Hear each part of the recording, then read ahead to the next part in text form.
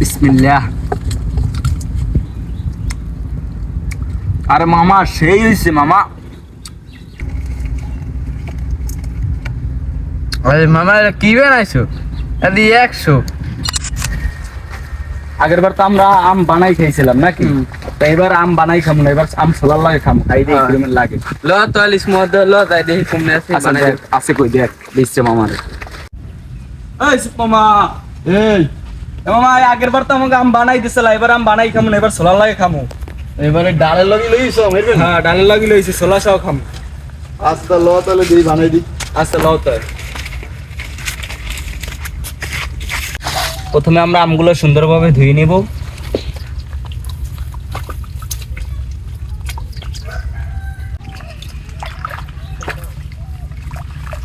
আমগুলোর রেসিপিটা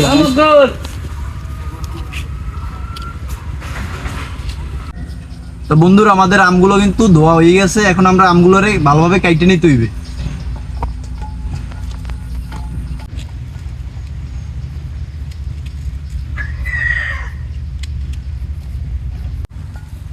আমাদের কিন্তু এখন আমগুলোরে ভালোভাবে কুচানো হয়ে গেছে, এখন আমরা এই ছোলার সাথে আমগুলোরে বানাবো। প্রথমে আমরা দিয়ে দিতেছি মরিচের গুঁড়া, তারপরে দিয়ে দিতেছি বিট লবণ, এখন দিব টালা মরিচের গুঁড়া, এখন দিব চিনি, এখন দিব সরিষার তেল,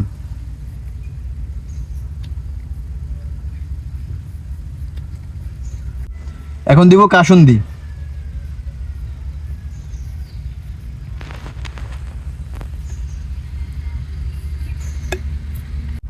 কিরে সিয়াম দেখ তো কেমন লাগে এখন?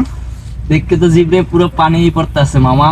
পানি ওর মতনই তো জিনিস, বুঝলো না? হ্যাঁ খাই দেখতে পেলেন কেমন হয়েছে? হ্যাঁ, এটা তো দেয়াই লাগে। এলো আকাশ, এই ধরে খাই দেখ কেমন লাগে।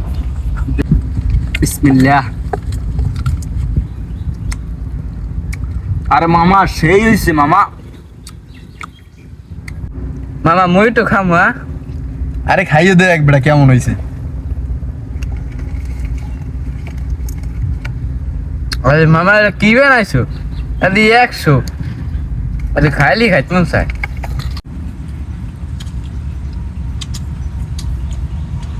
আসলেই অনেক মজা লাগে বুঝছো। অনেক। তো আগে জানতাম না, হলে তো আমরা আগে চিল্লে বানাইতাম, বুঝো না? আগে জানলে তো চিল্লে বানাইতাম না।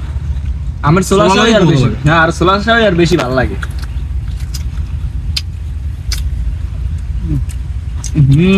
অস্থির হয়েছে অস্থির। পুরো মধু। তো ভিডিওটা ভালো লাগলে সবাই লাইক করে দিবা আর শেয়ার করে কিন্তু অবশ্যই পাশে থাকবা।